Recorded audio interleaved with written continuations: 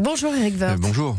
Gérard Larcher propose de s'appuyer sur les élus locaux pour organiser une grande convention nationale. Alors pendant 3 mois, vous allez organiser des réunions un peu partout en France pour permettre à chacun de donner son avis.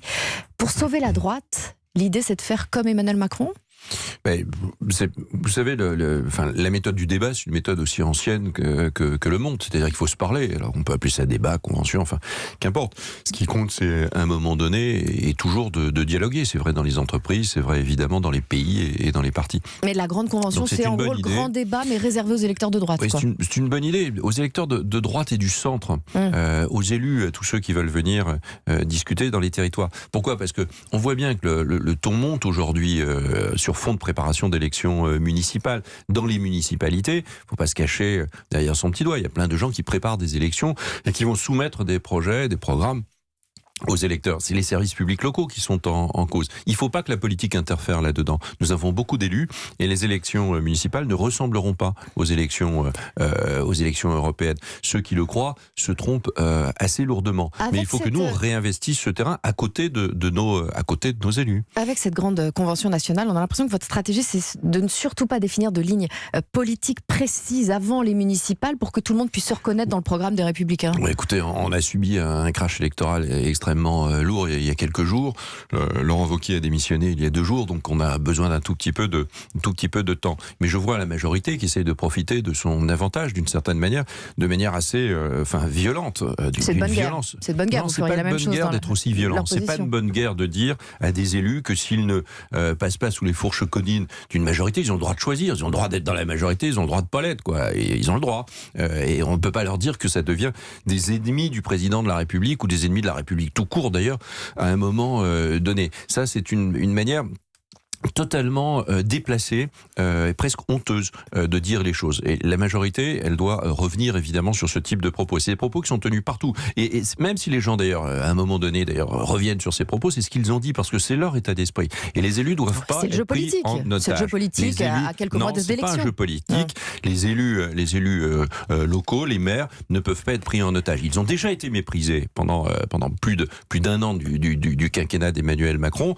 Et aujourd'hui, ils sont pris en otage dans une mâchoire politique qui voudrait les écraser. Ça, c'est tout à fait inacceptable. Éric Woerth, pendant 3 mois, donc vous allez organiser des réunions dans toute la France en prévision de cette grande convention prévue en octobre. Ça veut dire que vous ne pourrez pas organiser en même temps l'élection du président des Républicains ? L'initiative de Gérard Larcher, elle est excellente. D'un côté, les territoires, les élus, et en même temps, l'idée d'une forme de confédération, c'est-à-dire que hier, la réunion, c'était des Républicains, mais c'était aussi des centristes. Donc c'est très très important de montrer que on voudrait recréer une vision de droite et du centre de la société française. Un centre droite, centre ça ne veut mou. rien dire. Arrêtons d'envoyer des anathèmes ridicules de cette nature. La question n'est pas là. La question elle est de s'ouvrir aux Français plutôt que de se fermer. Quoi. On a déjà tenté la fermeture. On a vu ce que ça donnait. Parce que c'est pas dans notre ADN la fermeture. Dans notre ADN, c'est au contraire un pays ouvert, un pays gaulliste. Au fond, un pays ouvert et fort sur ses valeurs régaliennes. Et donc pas d'élection du président des Républicains. Il faut une élection, c'est dans nos statuts. Il faut évidemment une élection. Qui peut penser qu'il n'y ait pas d'élection pour remplacer le président des Républicains et pour nommer un nouveau président ou présidente d'ailleurs. Et c'est très important. Maintenant, c'est le moment. À quel moment on le fait ? On ne peut pas le faire au mois de juillet, on ne peut pas le faire au mois d'août.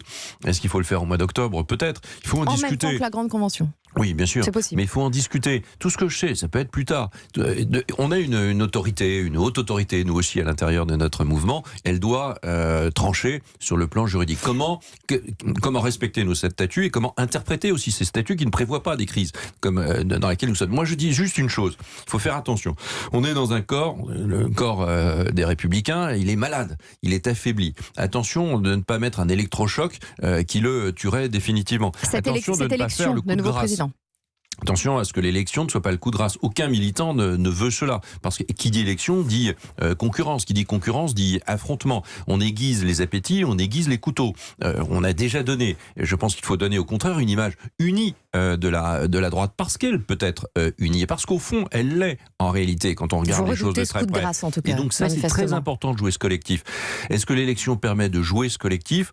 Peut-être. En tout cas, ça nécessite des conditions qu'il faut bien peser. Aucun militant militant n'a envie que l'élection confirme les déchirures de la droite. Donc plutôt après les municipales.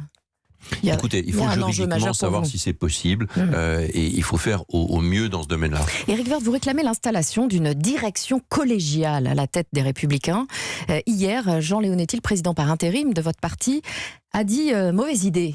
Donc il n'y aura pas de direction collégiale. Mais bien sûr que c'est pas. Enfin, évidemment que c'est une bonne idée. Enfin, c'est pas une idée géniale. On n'a pas le prix Nobel de politique quand on a dit ça. Ça veut dire juste qu'il faut essayer de gérer ce temps de façon collégiale, c'est-à-dire ensemble. Mais si lui dit que c'est une mauvaise idée, vous n'avez pas peur de nourrir la cacophonie dans votre parti? Mais arrêtons de faire des polémiques sur tout. C'est quoi? C'est l'idée juste d'être autour d'une table à peu près chaque semaine, de travailler ensemble. Jean Leonetti, il a toute sa place. Il est statutairement, c'est le président par intérim. Enfin, c'est qu'un président par intérim. Donc Jean Leonetti a toute sa place pour coordonner tout cela. Mais c'est une collégialité autour du président par intérim des Républicains pour essayer de sortir de l'ornière. Vaut mieux être nombreux sur la photo de famille que tout seul. Il vaut mieux il a peur de perdre échanger. Son rôle, sa place. Il vaut mieux échanger. Mais je ne dirais pas ça. Mais il faut respecter nos statuts, évidemment. Mais enfin, on ne va pas mourir parce qu'on aura des statuts respectés. En 2014... et d'ailleurs, c'est même pas statutaire. Il faut jouer la collégialité, il faut jouer le collectif au-delà des égos et au-delà des intérêts ou des calculs des uns et des autres qui sont naturels. L'ambition est naturelle, mais il faut aller au-delà. Il faut penser à la droite. Si on veut faire perdurer cette sorte d'affrontement entre la République en marche et le Rassemblement national, et puis in fine de considérer que la République en marche c'est une France urbaine, plutôt avec des CSP+, et à l'aise dans la mondialisation, et que le Rassemblement national c'est l'addition de toutes les peurs, je pense qu'il y a quand même un espace politique à l'intérieur de tout cela, entre tout cela qui s'appelle les Républicains. Sinon l'affrontement est certain. L'affrontement est certain à un moment donné avec le Front National, et le Front National, il gagnera. Et ça, on ne peut pas accepter cela. Pour revenir à votre direction collégiale, en 2014, ça a existé après la démission de Jean-François Copé, c'était Juppé, Fillon, Raffarin. Aujourd'hui, il faudrait nommer Valérie Pécresse qui est proche des centristes, Éric Ciotti qui est beaucoup plus à droite et Christian Estrosi qui est plus proche d'Emmanuel Macron. Mais il faut nommer des personnalités. Il faut nommer des personnalités qui sont aux Républicains. Il ne faut pas être 30. Il faut nommer des personnalités. C'est toujours très difficile. Et puis donner beaucoup de responsabilités à tous ceux qui ne sont pas à l'intérieur de cette collégialité. La collégialité, c'est l'ensemble du mouvement. Il peut y avoir une gouvernance collégiale. Et puis à l'extérieur, il y a des regardez les jeunes. Il y a beaucoup très tendu chez vous, Éric Woerth. Un exemple, Nadine Morano, Valérie Pécresse, qui était dans le même gouvernement sous Nicolas Sarkozy, se disent à peine bonjour aujourd'hui. Qui est capable de rassembler la droite comme l'avait fait Nicolas Sarkozy? Est-ce qu'à Europe 1, tout le monde se dit bonjour? Est-ce qu'à France Inter, tout le monde se dit bonjour? Est-ce que dans l'entreprise, tout le monde se dit bonjour? Vous esquivez. Non, dans toute organisation humaine, il y a évidemment des tensions. Enfin, nos éditeurs le savent. Il faut évidemment un patron pour mettre de l'ordre. Il faut aussi une collégialité. Et moi, je crois que la collégialité, elle a souvent été menée, au gouvernement, par exemple, et je pense que c'est une solution qui est assez simple et qui permet de reconstruire pour la énième fois, parce que c'est pas la première fois qu'on détruit et qu'on reconstruit. Il y a une nostalgie autour de Nicolas Sarkozy chez vous. Est-ce que vous croyez à un retour de Nicolas Sarkozy? Il faut demander à Nicolas Sarkozy, mais je crois pas du tout que ce soit d'actualité. Non, nous devons reconstruire notre mouvement autour des idées, autour des Français. Aujourd'hui, il se passe des choses. Il se passe des choses en France. On n'en parle plus. Enfin, il y a un moment donné, il va falloir arrêter de parler de la reconstruction des Républicains. Il faut parler de l'avenir du pays. Et le pays, on voit bien que la dette augmente, que demain, en ce moment, il y a beaucoup de problèmes aux urgences. On voit bien donc qu'il se passe beaucoup de choses et il ne faut pas que les Républicains soient absents de tous ces débats.